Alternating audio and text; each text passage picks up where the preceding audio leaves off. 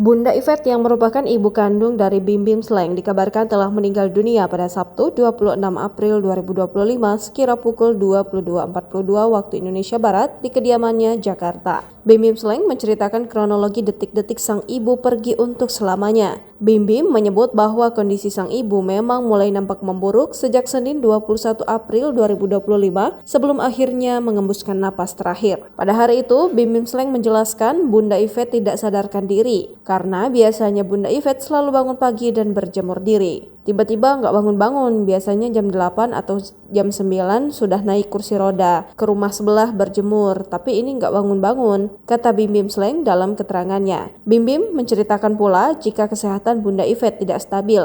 Ketika dilarikan ke rumah sakit, Bunda Yvette langsung dilarikan ke ruangan HCU. Setelah dirawat di rumah sakit, Bim Bim Slank mengaku Bunda Yvette meminta pulang ke rumah. Dalam posisi itu, Bim Bim Slank lalu berembuk dengan keluarganya. Lalu Bim Bim menuturkan Bunda Yvette seperti memberi tanda-tanda untuk berpamitan dengan keluarga. Tepatnya setelah sampai beberapa jam di rumah. Bunda di situ bertahan seperti yang dia mau sampai rumah. Masih ada sekitar 2 jam pamit, ya kemudian meninggal, kata Bim Bim Slank. Kemudian Bim Bim Slank mengakui jika Bunda Yvette memiliki riwayat gula naik dan darah tinggi.